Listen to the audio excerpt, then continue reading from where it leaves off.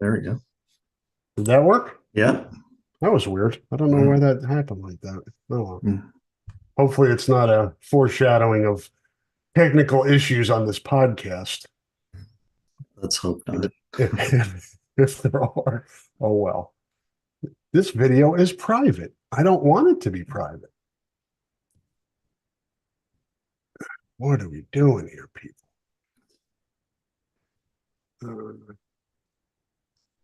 All right. I'm not, as long as we're recording, I'll go deal with it later because we're Yeah. actually recording the podcast now. So let me tweet this out.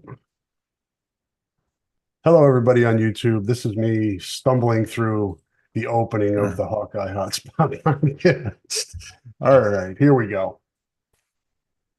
Hello, everybody, and welcome to the Hawkeye Hotspot podcast here on hawkfanatic.com. It is Thursday, June the 6th, about 9:15 a.m. Central Time. I am Rob Howe. If you're watching on YouTube, that is Scott Docterman from The Athletic. If you're listening to us on the podcast and not live streaming, the other voice you will hear is Scott Docterman. Scott, it's kind of just moving along here this off season, and now we're getting to the point now where we start to peek at least around the corner at what's up ahead. Yeah, we finally, when you reach this point, as Mark Morehouse always used to call it, the horse latitudes, where it's kind of a mid-May through, really Big Ten media days, then things start to you start to wonder, okay, what's ahead, and you can kind of start to see a tree on an island way out in the ocean, but as we know, the horse latitudes are no longer apparent. With recruiting, with the transfer portal, with everything else, it used to just be. I'm trying to remember, Rob. Back 10 years ago, June was always important, but it's just now. I mean, I remember years where they would get to like Big Ten media days and they'd only have 3 or 4 recruits and stuff, and now it's like if you don't have the majority of your class, I mean, like 3/4 of your class by the end of really by mid-July, but when you have a lot of them by your recruiting weekend, it's just then you're almost at a disaster level. Yeah, we'll talk a little bit about the recruiting in the podcast because it's as Scott said, it's a huge component of Iowa football this month as they begin to bring official visitors on campus. They had their elite camp on Sunday. Some offers went out in that, including assistant coach's son, who lives here in town. So we'll get to that as well. But we're going to push the recruiting a little bit to the side for now and jump in with some other stuff.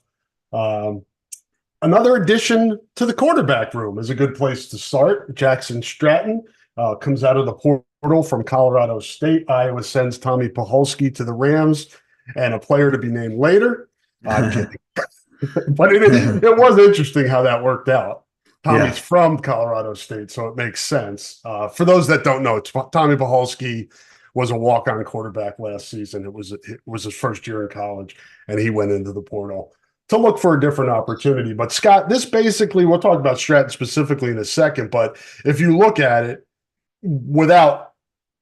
provided they don't apply for extra years of eligibility, you have McNamara with 1, Sullivan with 2, Stratton with 3, Marco with 4, James Reeser with 5. It's like old school quarterback room building where you have 1 in every class. I'm not sure if that was the intention. The intention is to get talented guys in the room and upgrade this position significantly. And this is a good addition. It's another guy that you put in the room that has some pedigree, that can give you depth, and hopefully you don't end up in the position you were last year, because that never needs to happen again. No, you're right. It's basically replacing guys who are gone now. I mean, whether it's Joey Labus or it's, a couple of years ago, Alex Padilla, Carson May. I mean, a lot of whiffs in that quarterback room over the last handful of years, but bringing in Jackson Stratton as a preferred walk on. Is that the fairest way to describe it for today? I don't know what that means for the future, but It's so hard to. It's just so it's more say murky these days yeah. because of NIL, and the walk-ons get more of that, which is Mm-hmm. great. So Mm-hmm. yeah, you don't have to give a full ride, and as we know, Iowa's still over. Oh, exactly. And they're at 88 right now. So, which is certainly manageable, Yeah, because then you've got your guys, I would say like a Nick DeYoung or a Kyler Fisher, who are perfect candidates for the NIL scholarship. They're in-state guys who, I don't know. I think they've already graduated. They're sick, then their sixth year. So they're just going to school just to satisfy the eligibility requirement. Those are the ones you want to hit up on this. But anyway, good addition at this point in the portal. You're not going to find somebody who's want to be a scholarship guy because you would have already had him, and that's somebody like Brendan Sullivan. It's going to be hard to find somebody unless they're like a redshirt freshman that would come in and be in this position. But I think it's fair. I think they got good competition right now. You can see what you've got in Jackson Stratton, and probably the good thing about him is being a non-scholarship player at this point is he'll know his place in the world pretty quickly. And if he's not going to compete for a starting gig, or if he's not, next year or whatever, then he'll figure that out, and then he'll probably want to move on. And, in Iowa's case, if they look at him and say, you know what, I think this guy's going to compete next year with Brendan Sullivan and Marco Lainez or whomever, then do what you got to do. So I think this is a real positive for this time of year, especially with, they're still kind of starting with at ground zero a little bit with Tim Lester, because Deacon Hill was the one who took all the snaps, and now he's at Utah Tech. And Lainez, took a ton with the second and third teams, but still got a long way to go. And so everybody's kind of starting at a similar spot this summer, and he gets in here in time to do some workouts and throw some 7-on-7 and stuff. Yeah, no doubt. And that's, I think, just like what you described is pretty much just the way it's going to be, right? Guys are going to, you get that short, small window of time to play. And with the portal there, guys are going to be less, not everybody. Some guys will stay and work through it. And, maybe an opportunity opens when they do that, via injury or somebody else transferring or leaving early for the pros or something like that. But I see quarterbacks evaluating their it used to be almost on a year by year basis, Scott. Now it's more like probably twice a year or more than that. You evaluate where you are after spring. Maybe you evaluate where you are at the end of training camp, although movement there is less likely. And then you kind of see where you are during the season, and the December rolls around. There's another portal window. I mean, I think this is going to be pretty common moving forward, where it's important to keep a roster handy if you're an Iowa fan, because the quarterback room will probably have quite a bit of attrition. Sure. And we've already seen that at Iowa. Yeah. I mean, the attrition out of Iowa has been, you could say it's disastrous. It wouldn't be if you had a good player at that position, because then it's just natural. Or a healthy one. Yeah, right. Or a healthy one. But, but you go back, Rob, and just about every year that they've had a quarterback, it's been gone. And whether it's Carson May or it's Joe Labus or, Alex Padilla. I know I'm forgetting a couple of people in there in the last couple of years, but it's really, it's a turnstile, and that's not a problem, again, because only one guy can really play. Everybody wants to, and you got a finite amount of time in which you can do it. It's not just like you can, hey, I want to be a backup for 3 or 4 years and then get my shot, but then somebody just passed me up and I lost all opportunity. So I don't have a problem with that. It's just they've got to figure something out. I think, though, it doesn't reek of desperation or anything to me. I think it's fine. I think it's just more of a matter of can you find something here? And, it's like 5-card draw now. It's like, instead of 5-card stud, which is what it used to be like.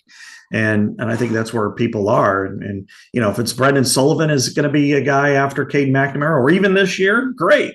If he's not, go find somebody else. It's just really that simple these days. And we see a lot of attrition from quarterbacks who are almost nomads, going from program to program. But, as long as they end up with a degree at some point, I don't think it's a problem at all. Jackson Stratton is 6'5", 210 from La Jolla High School in Mission Bay, California. As a freshman, he played in 4 games, completed 4 of 17 passes, 78 yards, touchdown, 2 picks. Did not play this past season and then entered the transfer portal. Coming out of California, reported scholarships offers from Colorado State, Brown, Columbia. Again, Ivies don't have scholarships. I'm not sure what they're doing there to compensate their players. What do they do in the Ivy League? They probably have NIL and stuff like that, don't they? They do. I don't know how it all works, but it is worth looking into because, they do have scholarships. I don't know if they just flip them and call them academic scholarships or what, because there are a lot of players who are from backgrounds that could never afford Harvard or a Yale or whatever, and yet they're recruited. So I think they might actually get. They have to get some type. I think they do. Actually, I think they do get scholarships. The Division IIIs don't, but I do think that the Ivies do for athletics.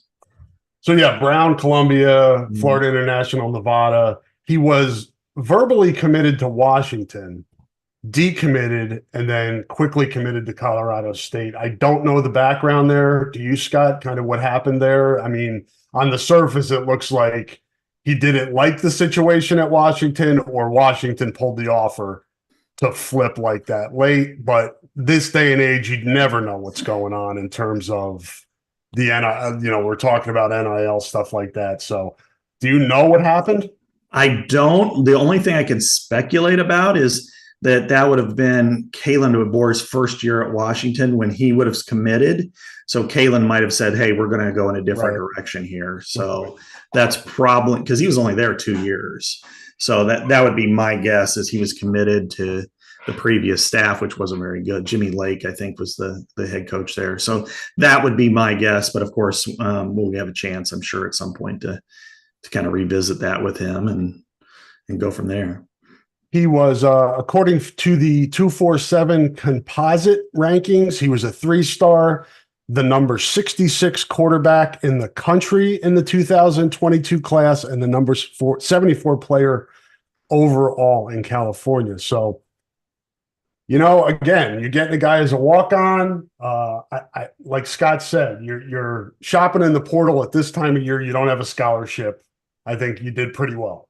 Mm-hmm. Yeah, no question. Just to get a body, somebody who's got a pedigree, somebody who's a 3-star. And if he's not good, if he's not good enough, or you're going to know it. And you just don't want to put yourself in, as you said, like last year's position Deacon had a, similar profile, California guy. He was a 4-star, went to Wisconsin, and then didn't make it to even 3rd team there and left, and was going to go to Fordham, and then came to Iowa instead. And I think with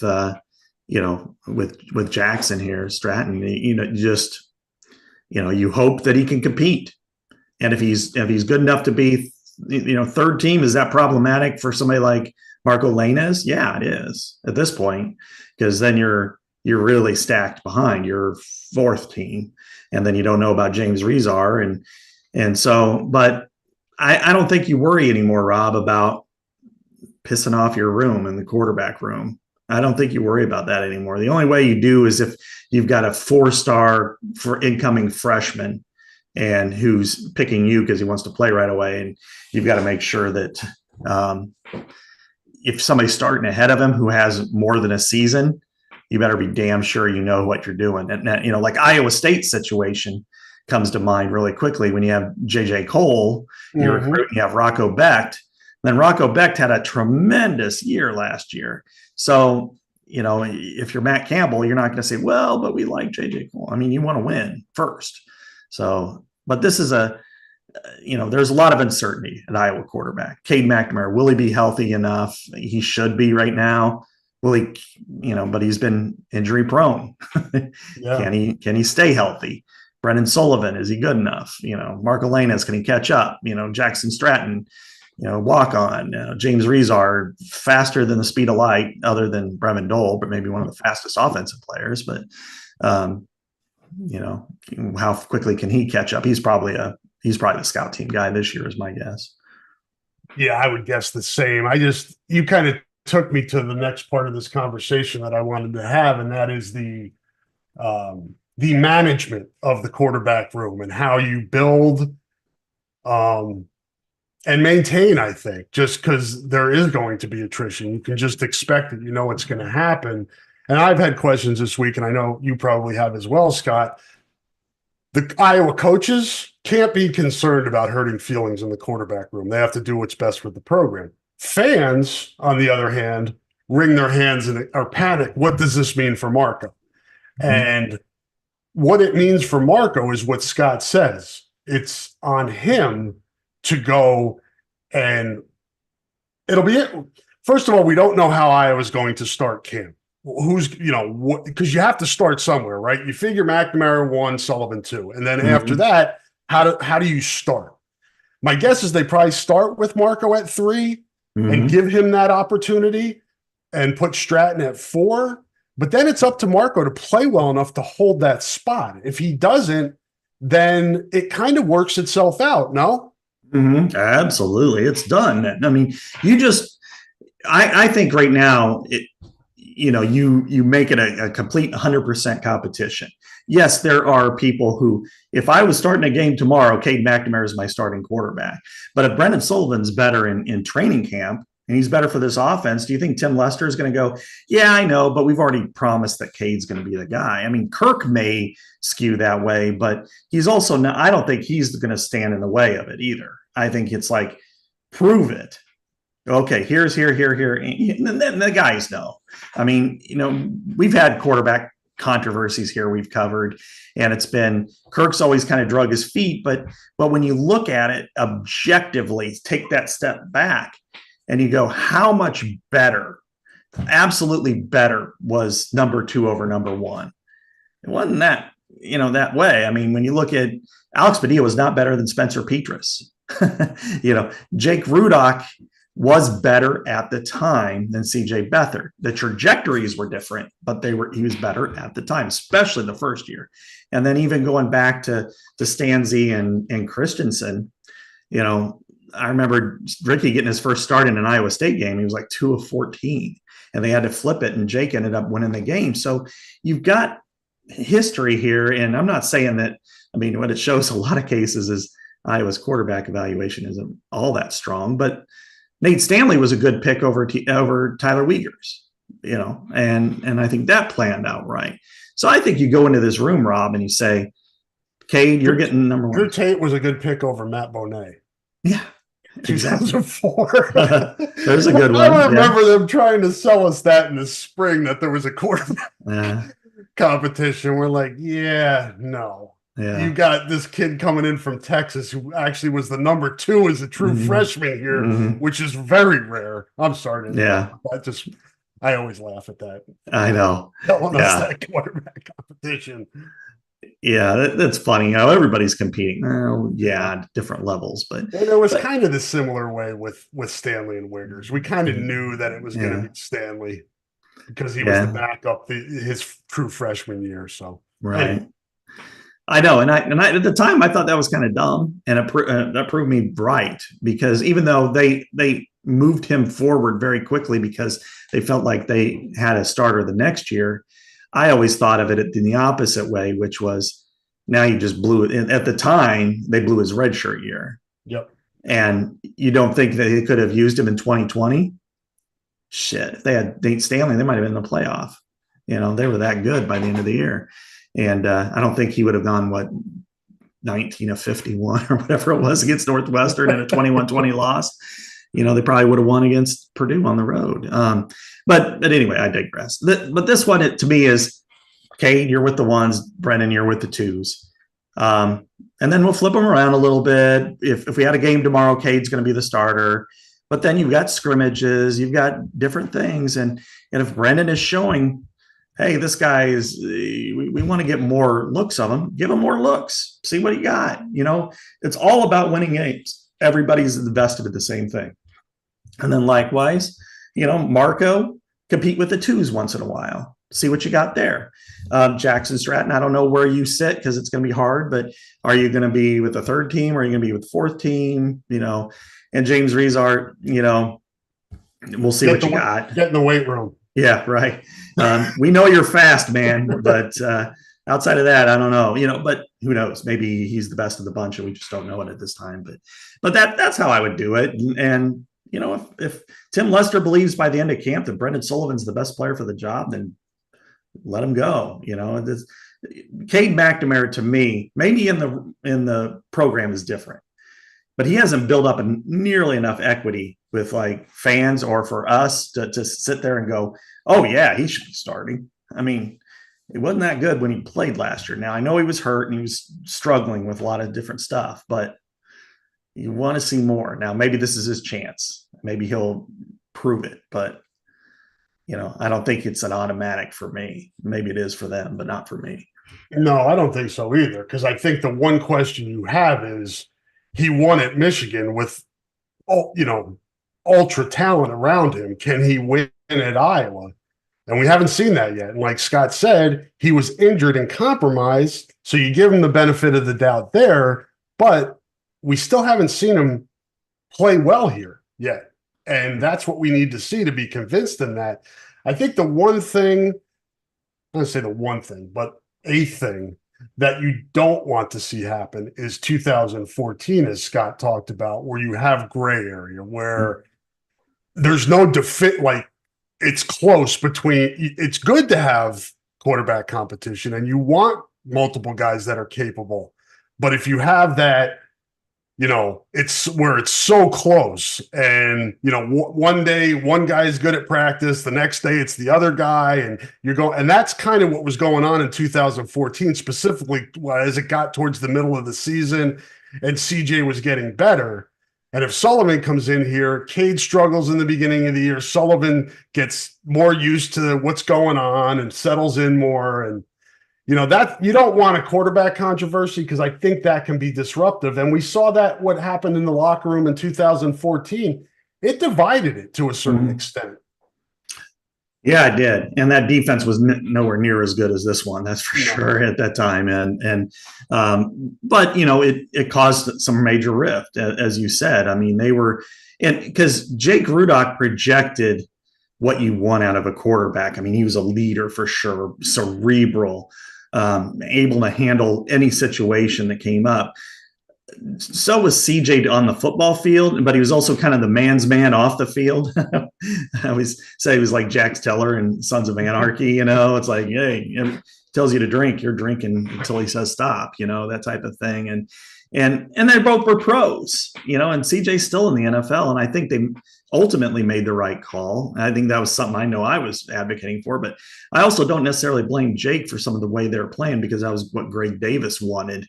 The throwing the ball short on a lot of time, the check downs and stuff like that. It was like, this sucks, but so it wasn't all his fault. But no, you don't want that.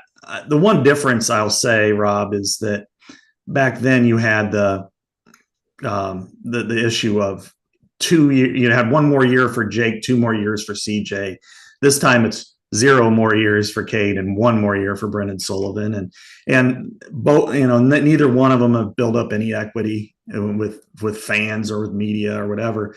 But I can tell you this: they're going to have a hell of a contest in that second game against Iowa State, who returns more production than any other team in the country, and they played really well at the end of the year outside of the bowl game. And you go into that game, it's going to be a dogfight. And in the third quarter, you got to hope for Cade McNamara to complete passes.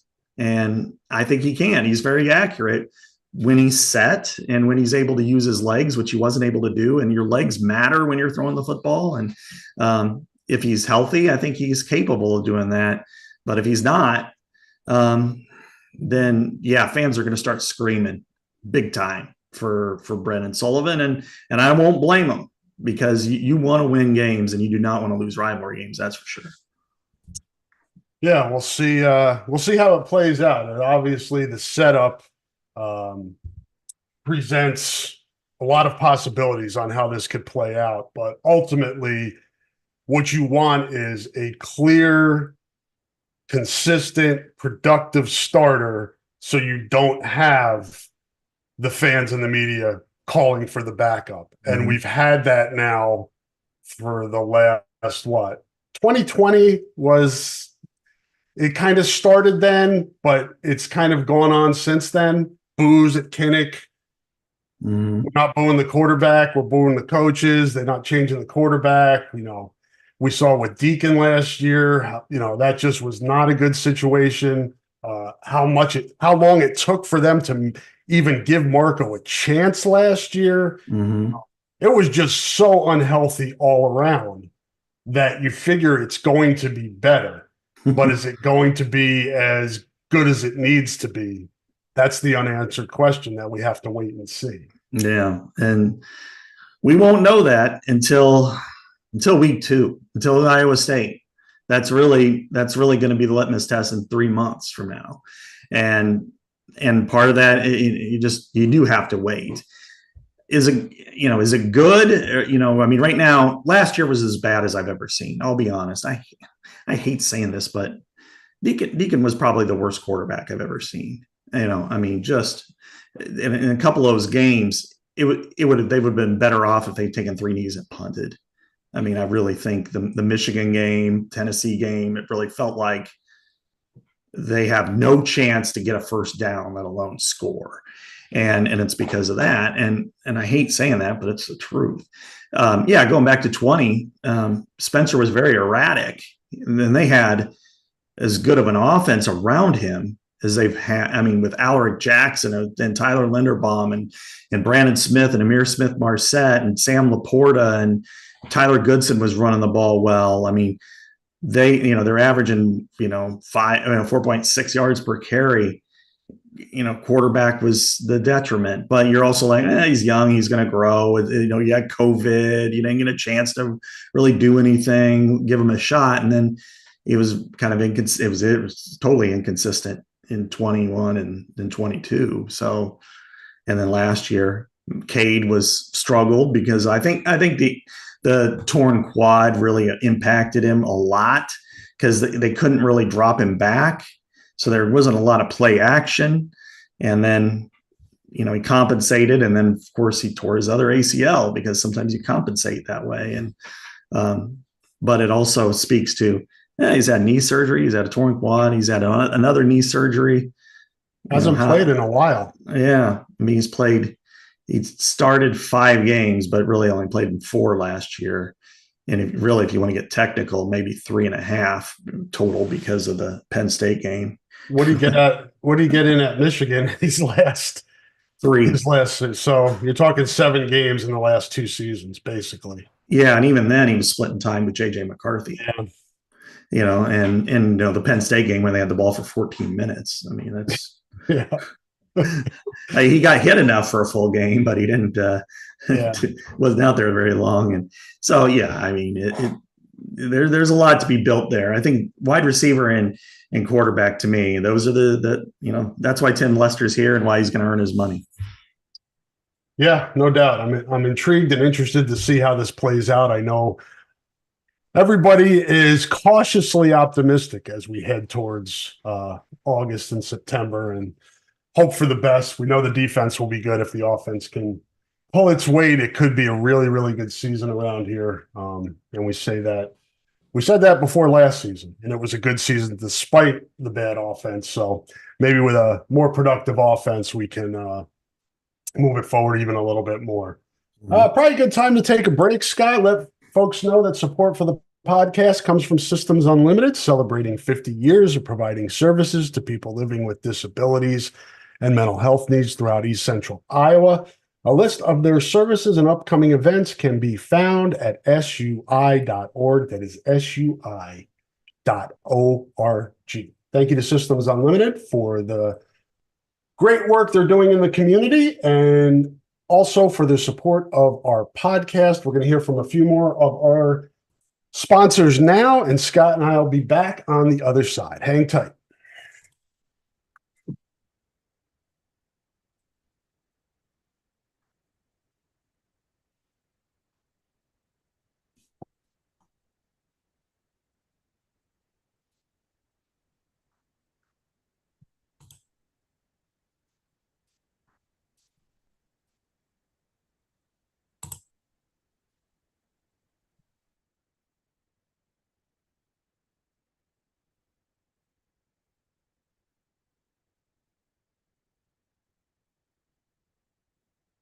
And we are back to let you know that switching is easy. We do it all the time. We switch on the lights, we switch TV channels. Some of us switch partners while square dancing. Well, that's a stretch. But what's not a stretch is how you can switch and save with State Farm. In fact, State Farm agent Chad Birch, right here in Iowa City, can switch you over so you can start saving today. Chad and his team are ready to welcome you to the State Farm neighborhood. With Chad Birch, it's easy to switch and save. Just give him a call when you want the real deal. Like a good neighbor, State Farm is there. We got some news that pertains to football and wrestling this week, Scott. I did want to mention before we move on to the Ben Kueter news. Congrats to Quinn Schulte. He's up for the Lot Impact Trophy. Nice preseason recognition for Quinn, so congrats there.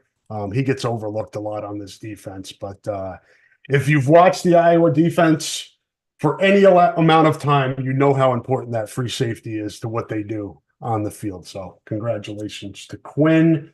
We will not see Ben Kueter on the field this year, Scott. He announced this week that he will be focusing just on wrestling for the next 10 months. He is going for another world championship, and then will train for the upcoming wrestling season where he will be the starting heavyweight and try to go for a national championship. So to me, although I was a little surprised that it happened, Scott, it didn't take me long to think about it and say, yeah, this makes a ton of sense. Yeah, I mean, you can't. Those two sports together just don't work anymore. I mean, it's not the same as what it was. I know people bring up like Mark Sindlinger from the 80s.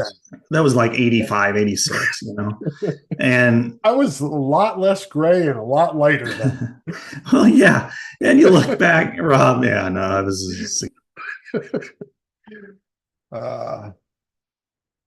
you look back at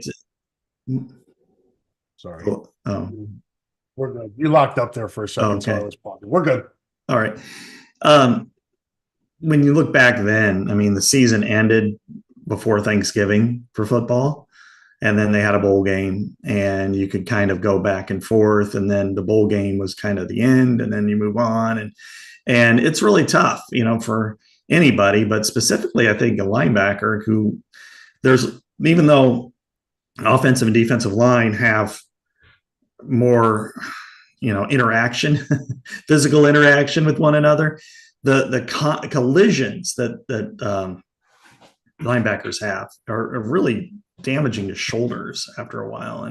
And not only that, Ben Kueter, he is a world champion and he has that upside. He didn't get in on the football field last year. I thought he would get in on special teams at minimum.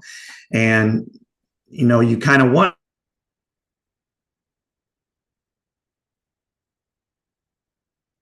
Jay Higgins or to somebody like that.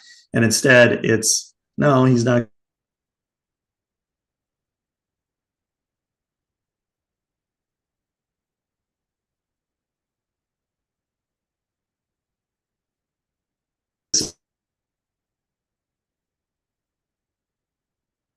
I'm just paused for a second because you're locked. Maybe I'm locked. I'm just going to give this a chance to maybe clear up. What's going on with my water supply? Sorry. Now you're back. Oh, geez. Yeah, I popped off and now I came back on. So Okay. I I will hit resume. Where were we? was You were talking talking about, uh, Kueter. yeah, where were you in that conversation? Do you remember? Well, I don't know when I locked up on This you. is like the beginning of the podcast where we Uh, talked about going into the room and forget. I've already forgotten where you were. yeah. Well, let's. I was just going to say that this year you look. Hang on. I got to hit record again. You Okay, ready to jump back in? let's do it. Okay, I'll get us back in.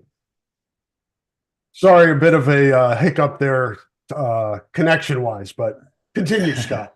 Yeah, I think what you're looking at with Ben Kueter, he was a redshirt last year. He didn't play. He didn't play on special teams. The guys coming up that are going to be true freshmen this year, they're legit dudes. I mean, Weiskopf, Buffington, Reese, they're all.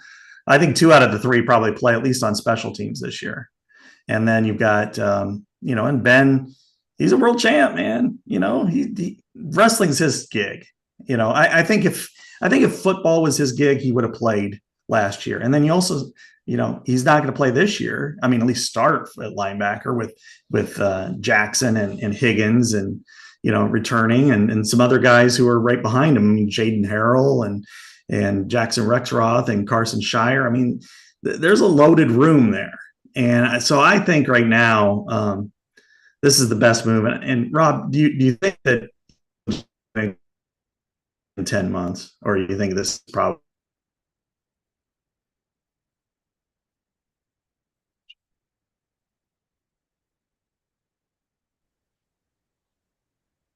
There you are. Yeah.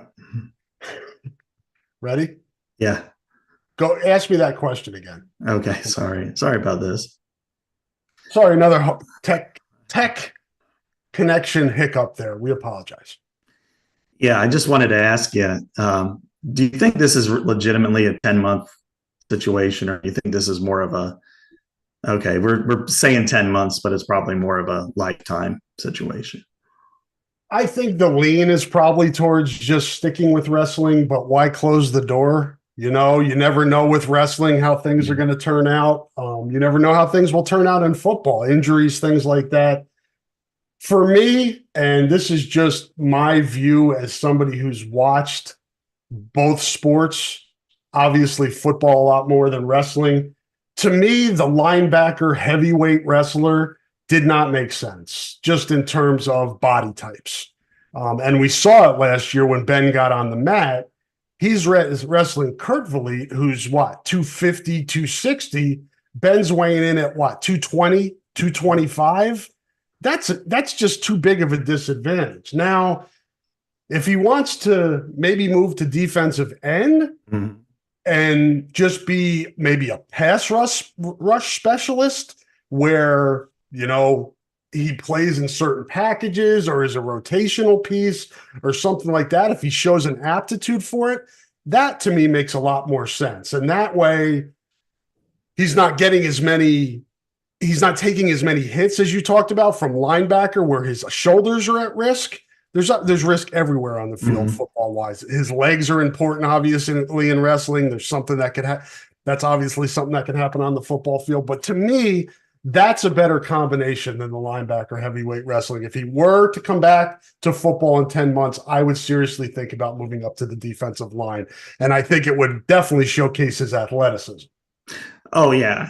Defensive end was kind of where I thought he'd be pegged anyway because of that whole situation. I mean, Jack Campbell was a freak, but part of the reason why he was a freak was, he's 6'5", 250. And there was heavy discussion about him moving to defensive end to begin with, and his younger brother is already going to be there. And so Ben Kueter fits that.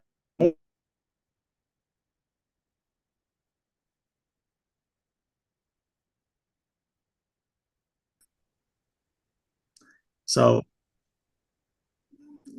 so I would say that, he needs to be 260 just to be a heavyweight who could compete at that level, because it's one thing to be that skilled. Yes, you can beat 80% of your foes to be as skilled as Ben Kueter is on the mat at 230 pounds.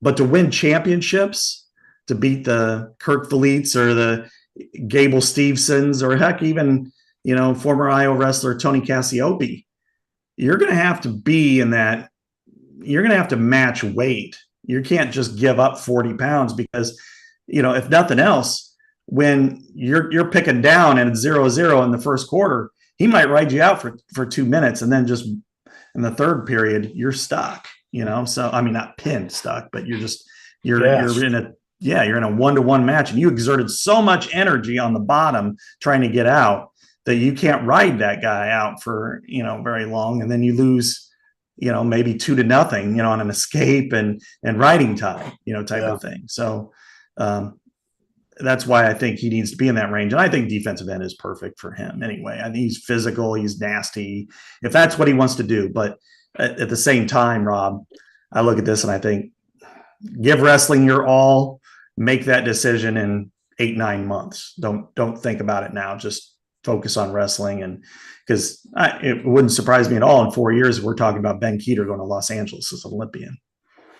No, not at all. He has that type of potential in that sport. And as much as he likes football, sometimes you have to go and focus on your top sport. And I think we saw that with Connor McCaffrey. He had some illnesses too that kind of played in and stunted his baseball growth a little bit. He never really, and COVID, he never got a legit shot in baseball just to kind of work on it. But again, Brody Breck, same thing.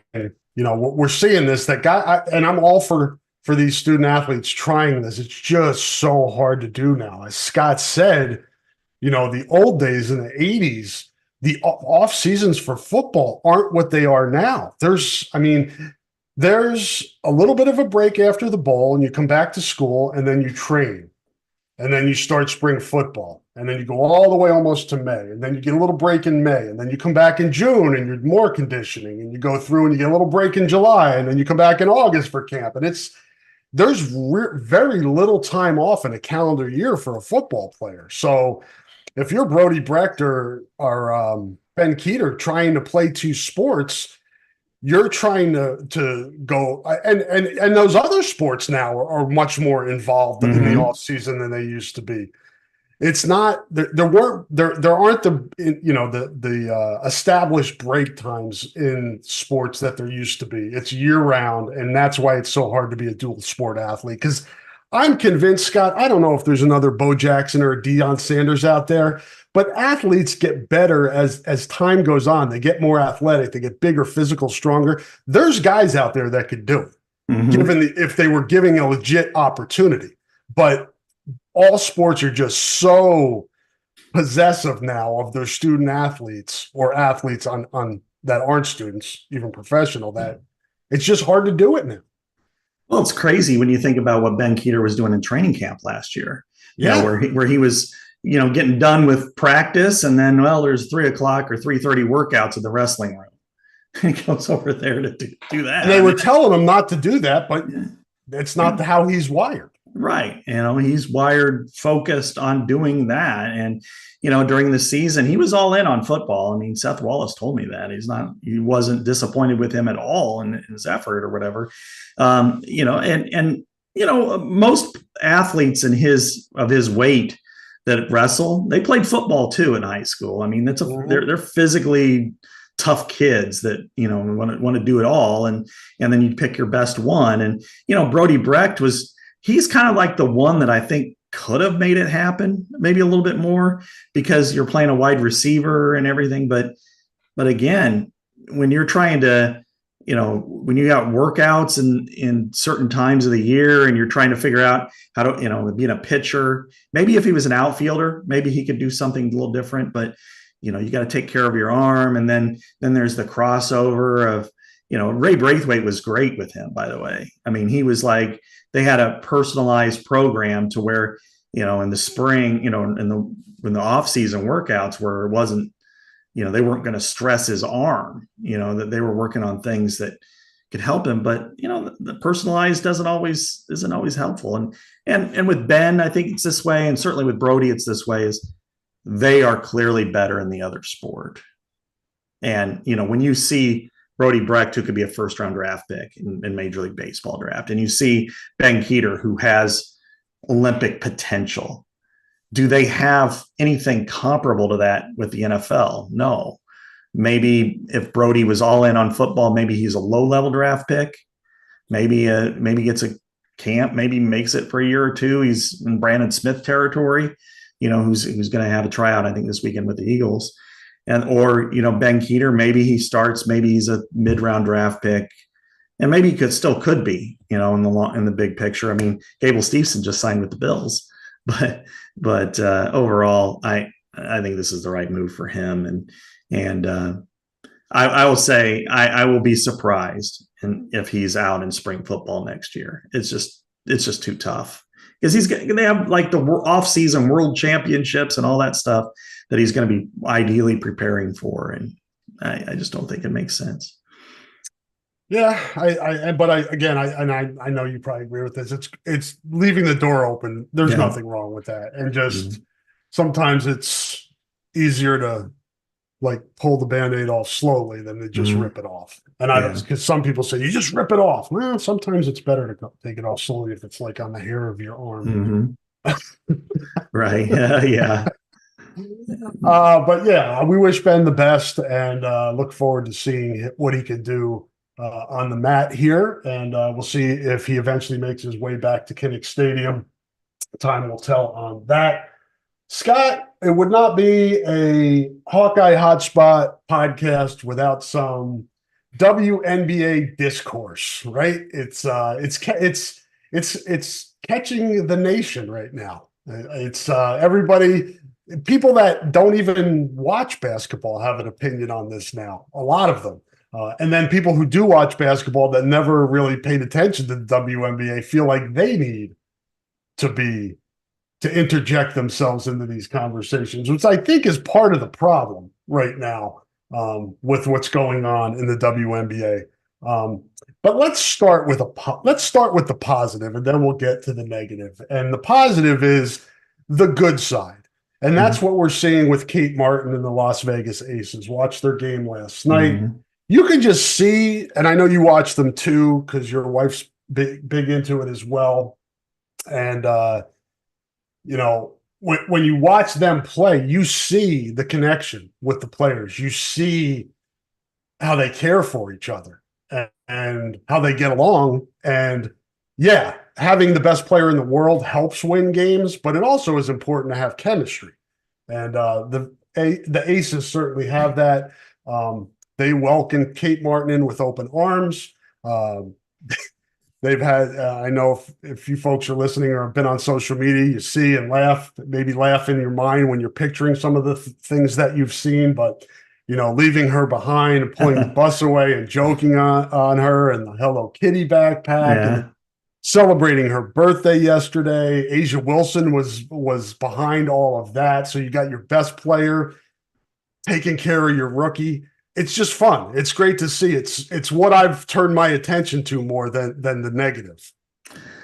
I've really enjoyed that part of it, and I think that's the kind of part that everybody wants when it's, when there was the transition, the very short transition from the college basketball season to the WNBA, that everybody was hoping for this type of scenario for all the Iowa players, that it was going to be fun and it was going to be energetic and people were going to laugh. And Kate Martin has become the joyful story of the WNBA. I mean, these videos that come out about her, and, she kind of, I kind of consider her like the Brock Purdy story.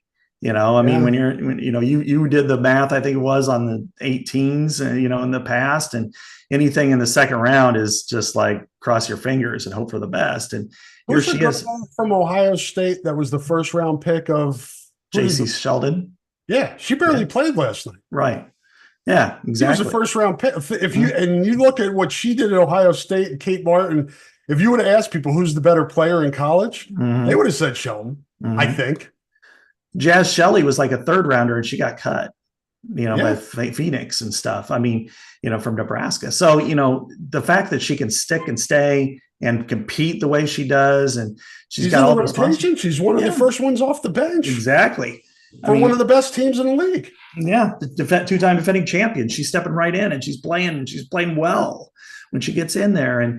But then to see how they've embraced her. I mean, the rookie hazing that she's dealing with is fun. It's hilarious, making her wear South Carolina, which everybody did when they went back for that preseason game with Aja Wilson.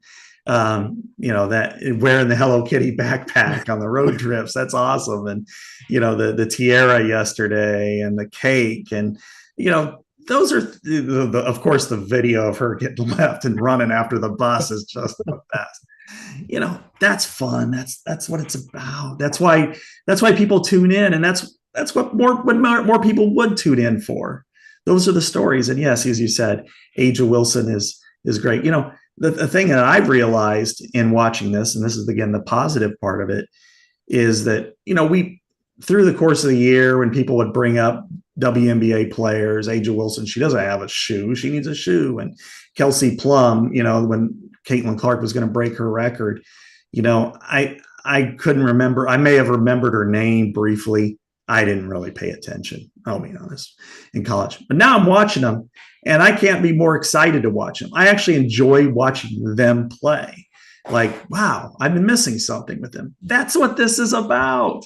Aja Wilson, I am deeply impressed. The best basketball player in the world, for females. And Kelsey Plum, there's just something I love about watching her play. Just energetic, does it everything you want. I mean, Kia Stokes, she's, it's unfortunate for her. She could have gotten more run in this area, but Megan Gustafson's getting out there, struggling a little bit, but I think, she's playing hard. And, those are the stories that I'm into, Rob, when I'm watching these games.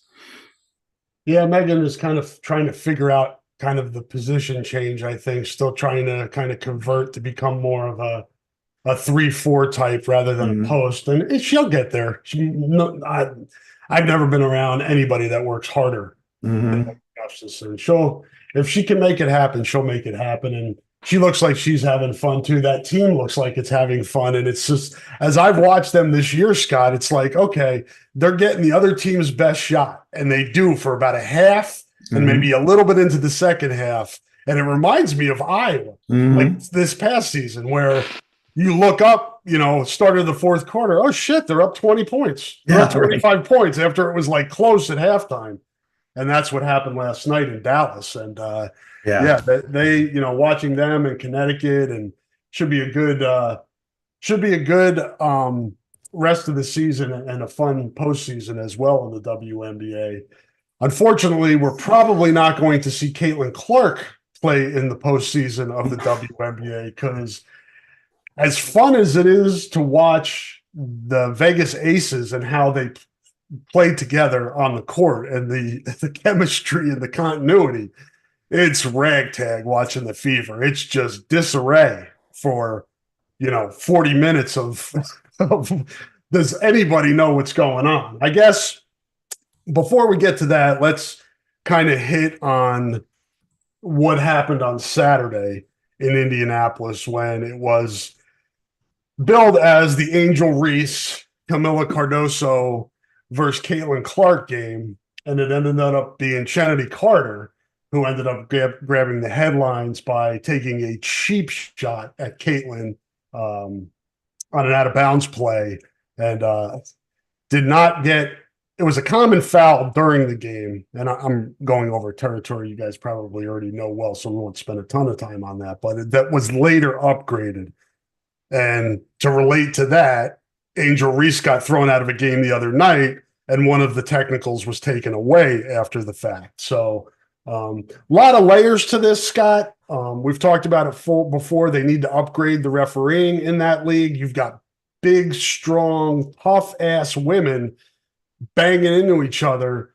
I think it was Aja Wilson. Didn't she get clipped in the head last night? And they never they miss so much. The referees are not good. The coaches, particularly in Indianapolis, could use to be upgraded as well.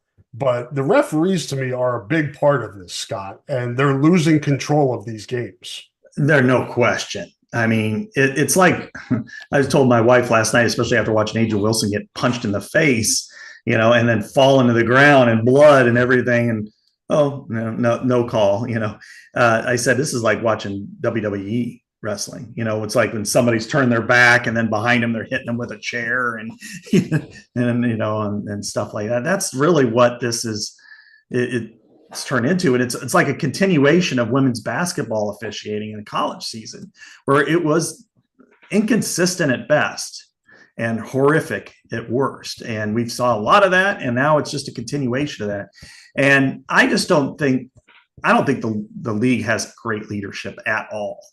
And where I'm looking at, where is the commissioner? Where are you making statements? I mean, yes, we're provincial here in Iowa regarding Caitlin Clark. We saw her play. She's one of ours. She's, number one, but she's the reason why that the Indiana Fever have more fans after 5 games than they did all of last year. And she's the reason why that I think 5 out of the top 9 attendances feature the Indiana Fever, and the ratings are through the roof comparatively.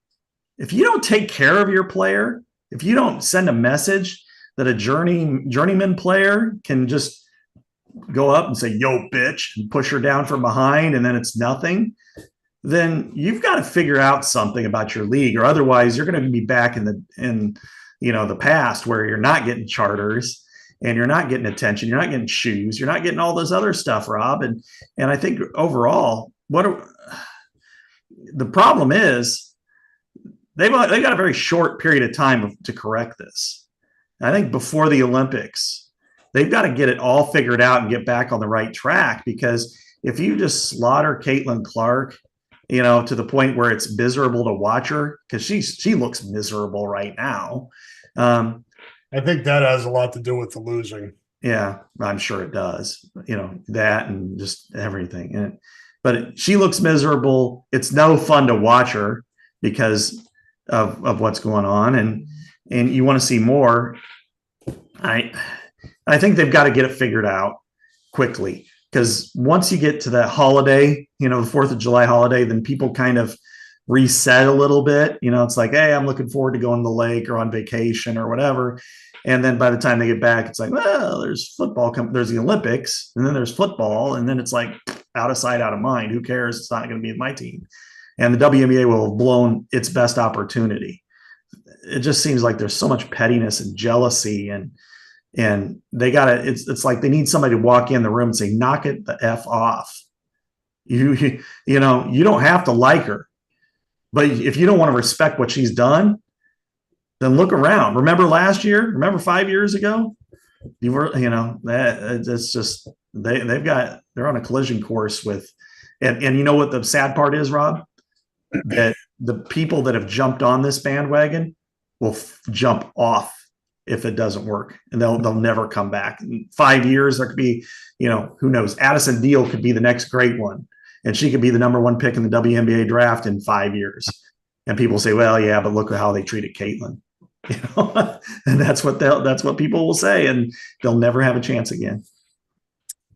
I would caution people to be careful also of the folks that Scott refers to.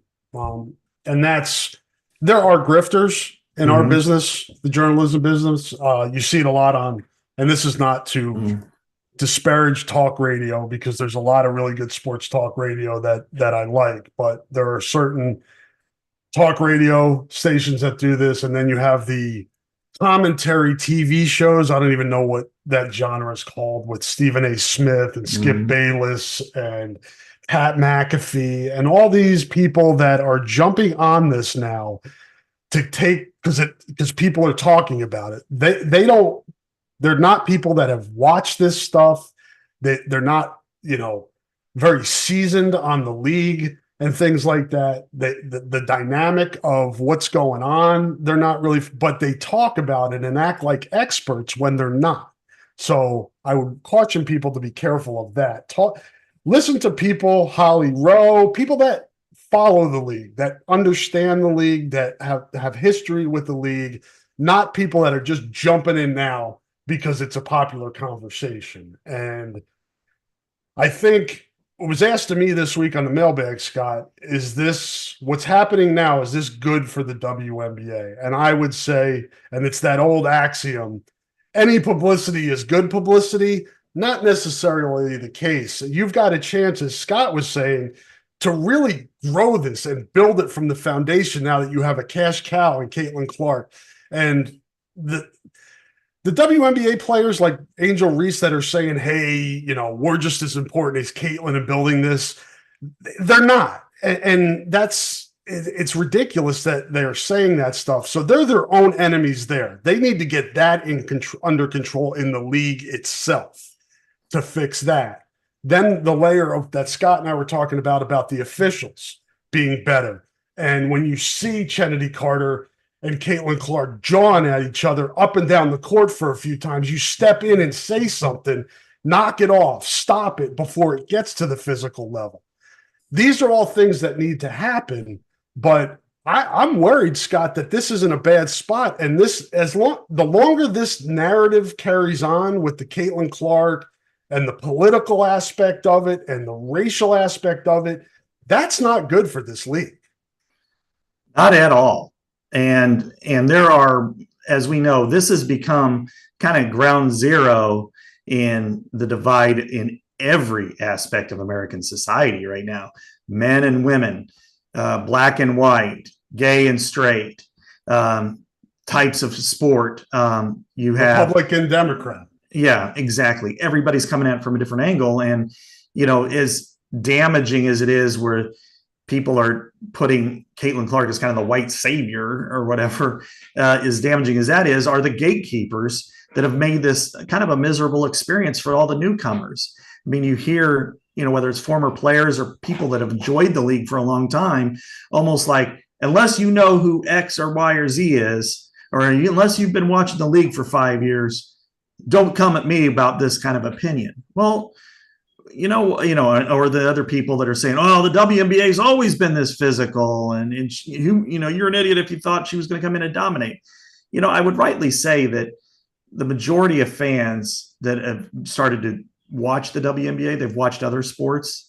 And I think most realize that if you're a rookie in the NFL, you're not going to go in and dominate, or a rookie in the NBA, you're not going to go in and dominate, or Major League Baseball. Or just leaving the Olympics and going into another sport. It's really difficult. We know that. So it's kind of like, we weren't just born last night in the cornfield, so we know what's going on here. But it seems like to me that the jealousy of the attacks on Caitlin, I mean, she's been beat up. And yes, she needs to gain weight. She needs to get stronger. She'll grow as a player. We all know all that. But it just, from Cheryl Swoop's comments through Diana Taurasi and Brenna Stewart and Sue Bird's comments during the Final Four, it's been this like, all right, wait till you get to the WNBA. It's going to be more difficult than it is here. And everybody moved the goalposts on Caitlin throughout her career. It's like, oh, you beat Kelsey Plum's record, but then there's Lynette Woodard, and she played before there was the NCAA. And then you beat that record. Well, but what about Pistol Pete? And then you beat that record. And it's like, well, he did it in 3 years. And it's like, well, yeah, but he did it in a segregated league. And his dad was the coach. They never went to the NCAA tournament. And he took 20, and people are saying that Caitlin takes 40 shots a game. Pistol Pete did take 40 shots a game. And yet, oh yeah, but what, blah, blah, blah. It's always been this movement. And then you look back just a couple months ago, Rob, 3 months ago, and you see the people following Iowa, going everywhere with Iowa, watching basketball, 20 million people watching the championship game. And to compare that now with that, oh my God, it just feels like you've entered this cesspool and it needs to change. You need to make this positive and fun and energetic like the Aces are. And I'm not saying the Fever deserve any kind of benefit of the doubt, because I think they're very poorly coached. And it looks to me like, hey, here's a ball, go out and play basketball. And Kelsey Mitchell was kind of like she was in college. She's never seen a shot she doesn't like. and Sometimes she Caitlin, has to, because it's yeah. just there's not enough talent around there. The shot clock's winding down. But I'm with you. She's a chucker. She's like Costanza. Yeah, exactly. You're a chucker, George. Yeah. And then you have Caitlin, who's the point guard, and it's like they just want her to distribute, and then nobody's helping her get an open shot. There's no screens for her at the top of the key to hit a three, and so I don't know. I mean, I'm ranting, but honestly, Yeah. It's unfortunate. I didn't see this coming, Scott. I was really looking, as after she announced she was going to be in the WNBA, I'm like, cool, this is going to be cool to see how she does against the best in the world. And that's really basketball, right? That's what we're interested to see. And it seems like the conversation is mostly not basketball. Not that her statistics are as good as anybody as a rookie. mm-hmm. That's getting overshadowed by, is she being abused on the court? Now, are they being physical with her? Yeah, I would be physical with Caitlin Clark. I would guard her 94 feet. I saw all the shit she did. I'd have no problem with that. I have no problem with however they want to defend her within the legality of the rules. And if they are willing to take some fouls on her just by bodying her and being physical, it's part of the game. We see it in the NBA. We see it in college basketball. Hard fouls are part of the game. All of that stuff is part of the game. What we saw with Carter was not part of the game. Cheap shots are not part of the game. But that is what is driving the conversation now instead of the basketball. Maybe that's good for the Fever that they're not talking as much about how they stink on the court, but it's just unfortunate. I didn't see this coming. I didn't see that this was going to be the way we were going to go with this. I thought it would be, yeah, she's struggling a little bit here with her 3-point shot. She's having a little trouble here on defense. She's got to be a little bit better here. But look at how good she's doing this. She's distributing the ball. Those were all the conversations I thought we would have, not this. It's almost like, if you were to ask the common person, and it feels this way for me, how's Caitlin Clark doing? Oh, she sucks. and all of a sudden, but then you're like, no, statistically, she's on pace to being one of the best in the league, and one of the best rookies who ever played. But you wouldn't know that. I mean, for one, her team sucks, and yeah, she's missing some shots, and her she's got some turnovers. But I'd also say that part of that is lack of chemistry with her teammates, and her teammates not being good enough. I think and isn't that the to me, that's the crux of what we saw on Saturday, Scott. I think that was so telling when you think about the culture and the environment with the Fever, that nobody went, other than Aaliyah, went to help her up after she got knocked down. Yeah, exactly. And that's unhealthy. And that's on coaching too. And finally, it's like Christy Sides and Lynn Dunn came out and, on Twitter and had some comments and what have you. But it's just like, overall, you're like, what?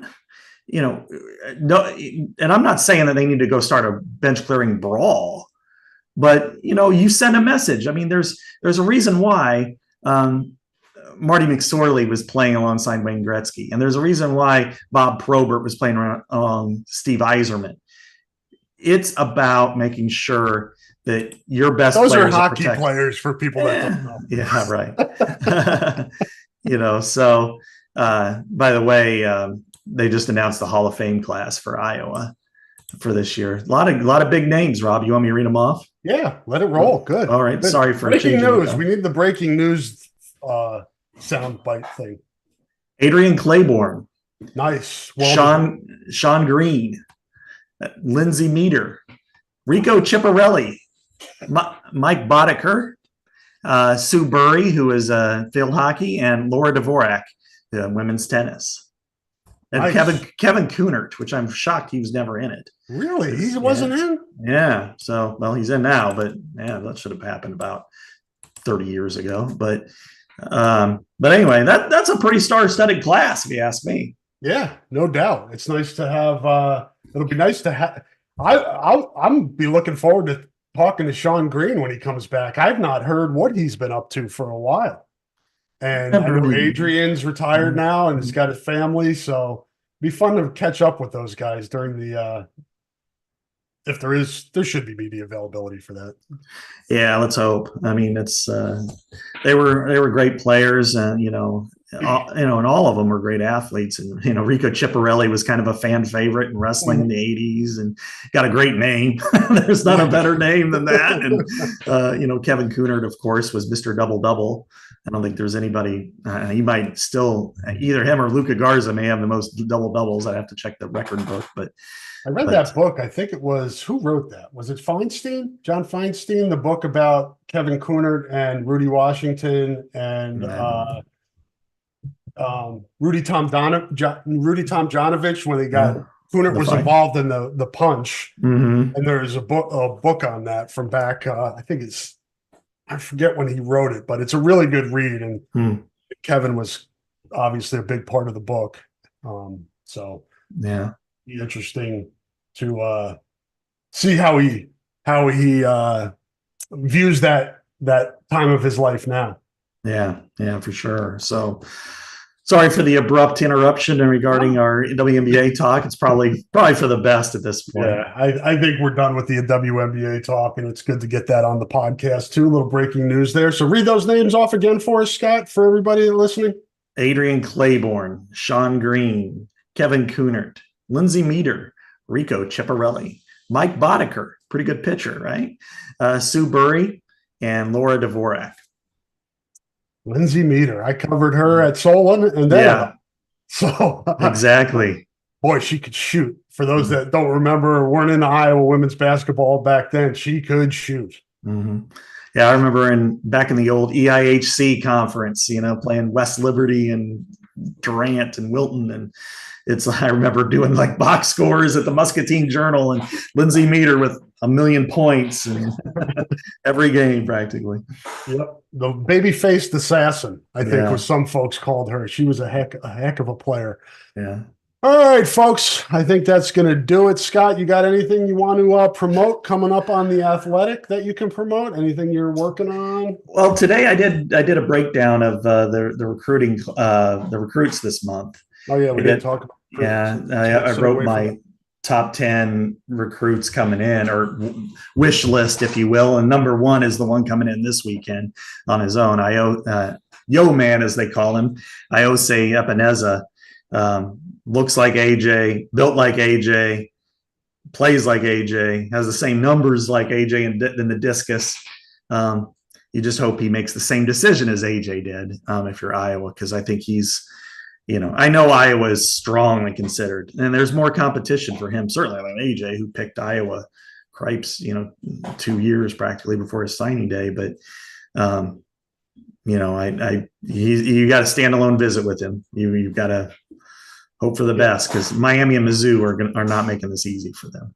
Yeah, Mizzou, they visited there last weekend. Penn State was the first weekend, right? Yeah. Penn State, Missouri, now Iowa. And who's he have left? Utah. Yeah.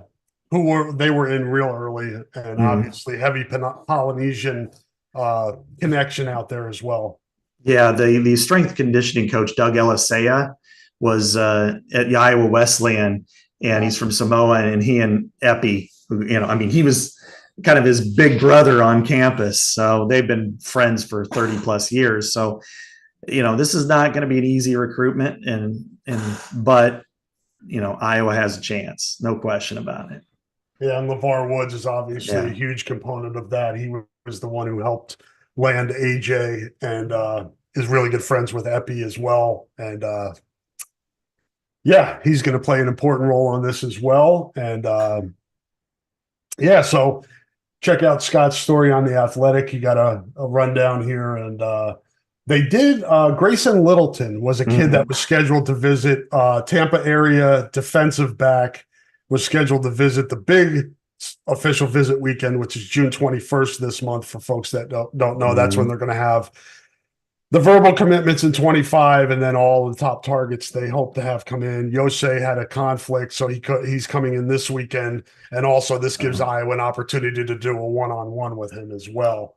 Yeah, he's going to Miami that weekend. But Grayson Littleton, they were hoping to get him on campus later this month, but he officially visited Clemson on Monday, I think, or late. He split up. He had two official visits like back to back this past last week, end of last week, beginning of this week.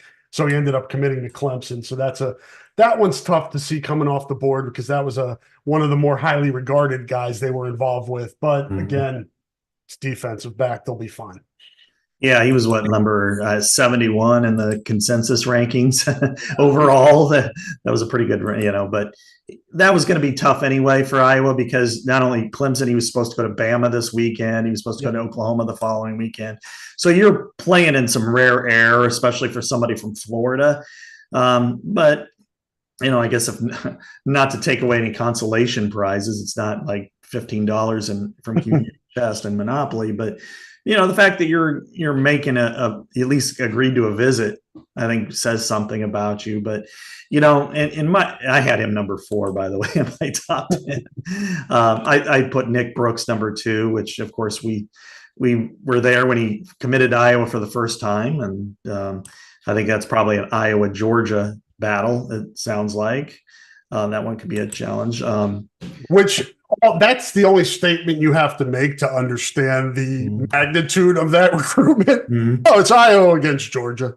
Yeah, right. It's like one or the other. There's one and the same, right? And then the one that I really, really, really like, and I know Iowa does too. He's just been so under the radar, and then it's just like exploded. Is Terrence Smith from North Aurora? He goes to West Aurora High School, but 4-star wide receiver that Iowa got in and on early. And he was kind of a MAC guy, and all of a sudden athletic ability is like 6'4", 175. I mean, perfect for what you want from that position. He's going to Minnesota this weekend, and you've got to be concerned about that because Minnesota was also in on him early, and PJ Fleck is a pretty good recruiter. It's kind of with him, it's, one way or the other. You either really like him or you don't. There's no, well, he's okay, I might. It's one way or the other. And those who like him swear by him and they want to be there. But if they could land him. That's a biggie. That is. From a position standpoint. We've talked on this podcast how important that's wide receiver is going to be in this 25 class. Yeah. So you can get a Chicagoland wide receiver who's a 4-star, who's built like him and athletic as him. That's something. Now, what you have to be, he's the type of guy you got to recruit until signing day. Yep. Because chances are he's going to have a hell of a senior season. Yeah. And you don't want to be, and they do anyway. I'm not telling anybody anything they don't already know, but you got to continue to be on him and blowing smoke, as they say, because the worst possible thing could be is like Michigan losing a recruit, or Michigan going, we need to get one more receiver. And then there's a Chicagoland kid, and all of a sudden you get flipped like a Karan Higdon or something. And you're like, that one hurts, Yeah. But, there's a lot of others that I really put in that category. I like Cam Herron from Warren Central.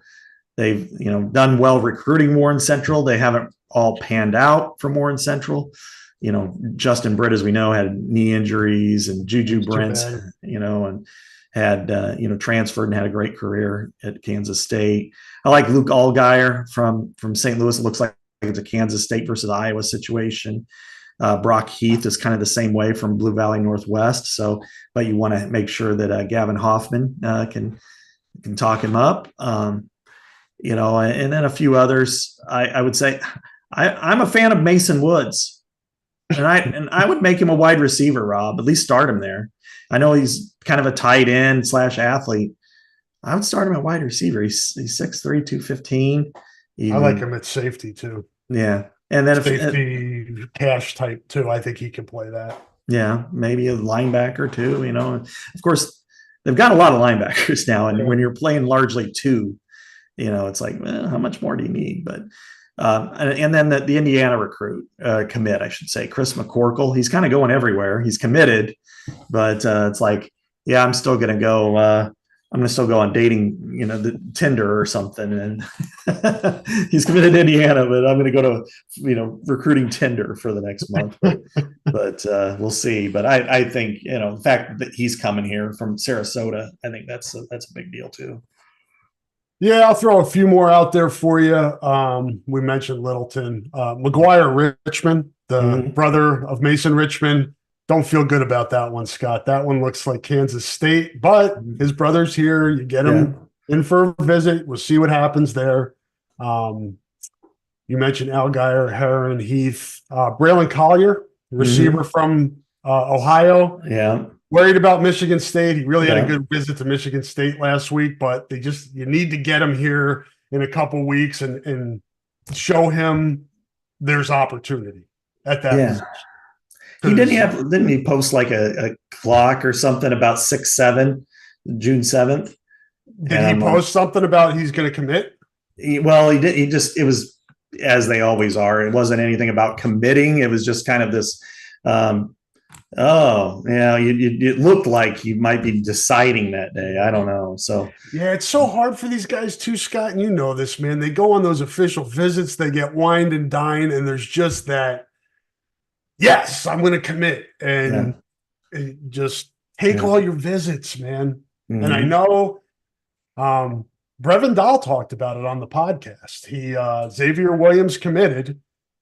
Iowa called him and said, hey, we're taking one more running back. And it's not like, hey, you better commit, but they're letting you know the situation. And who knows with Collier? Michigan State could have said, hey, here's the receivers and I don't know Michigan State's class. They may already have some that are committed and just say, hey, we've got one more open spot. If you let this play out the rest of the month and take all your visits, it may not be there. So it's a lot of pressure that I don't think people realize get put on these kids. And it's not necessarily the university or the football program's fault. It's the system. It's the process. And it's not just straightforward. There are, nuance to it. Yeah, no question. And, Braylon Collier, and then that's probably, again, you just, it was vague, and it was kind of like, we get a lot of social media drama anyway on certain things. So you just go, I don't know what he means. I'm just going to go ahead and interpret it as something's happening tomorrow. And it could be a commitment. It could not be. But, we sat up in Cedar Rapids at Cedar Rapids Kennedy in September of last year too, and covered a commitment of somebody we just talked about. Yeah, exactly. Who's no longer committed. Who was dumped his commitment like 6 weeks later, and it's like, why did we waste a Friday afternoon during the football season, which are golden for us? But, one other one I think is interesting is Brad Fitzgibbon from Marist, the same school that produced, Southside Sid and John Nestor, Sidney Falter. That's another Michigan State one. Yeah, exactly. He went to Michigan State. He's going to Kansas, and he is coming to Iowa, and he said those are his final three. Then tweeted out that June 25th is when he's going to commit. So there's a lot to like about him. He looks like Iowa guy, but he's going to have there's some competition there, and Kansas isn't Kansas anymore, and at least with Lance Leipold, and finally Joshua Gurrier from, I don't even know how to pronounce that city in Florida. I don't want to butcher it. There's a lot I like there too. He's really athletic, great returner. And, skinny-ish, I would say kind of Matt Hankins-like as a corner, maybe and better returner. So, that's a guy, you've got some competition there. Iowa State is involved.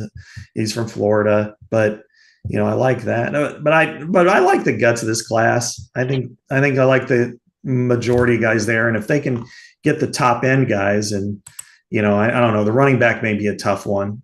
Reinhardt, it sounds like NC State is kind of his big one there. But, running back to me, Rob, unless you know your guy, I don't even know why you would recruit more than one per class because the portal's full of them. You can get a decent running back, and then you can – and every year it's like, well, okay, we need that guy, and then there he is.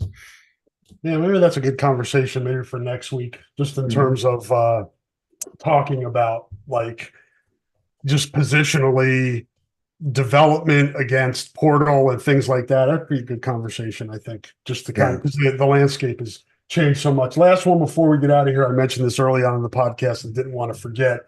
Julian Juju Manson, a lot like, reminds me a lot. He's a year behind Mason Woods, but reminds me a lot of him in terms of versatility of an athlete. Just, he's a good safety. He can play wide receiver. I could see him growing into other positions physically. It's Jason Manson's son. Jason Manson is on the Iowa staff, played quarterback here. Juju is a really good basketball player as well. Really good athlete, friends with my daughter. Know he's a good kid as well. So Iowa offered him after camp on Sunday. Minnesota offered him already. I do think, Scott, does he have another? I thought he had another Power 4 offer too. Maybe it's just Minnesota and Iowa. He got a flurry of offers this past week, though. And what was cool, again, we're running out of time not to talk about this. Iowa had, and a lot of bigger colleges are doing this now, having camps on their campus with and inviting other smaller colleges to come and scout those kids too. So there were a lot of kids that were at this Iowa camp Sunday that maybe not necessarily got an Iowa offer, but got offers from North Dakota and Northern Iowa and a lot of other schools. So nice gesture from Iowa running something like that. And it helps them too, because they get a look at a bunch of kids, and so do these other colleges, and it's great for the student athletes. There's so many benefits, Rob, to that kind of elite camp and stuff. And, and the staff has been pretty busy. They went to Wayne State last Thursday in Detroit. And then they went to Friday. They were at Lindenwood, in St. Charles, Missouri. Sunday, they had their elite camp. They took tours of NFL facilities. The offensive staff went to Green Bay. The defensive staff went to Baltimore.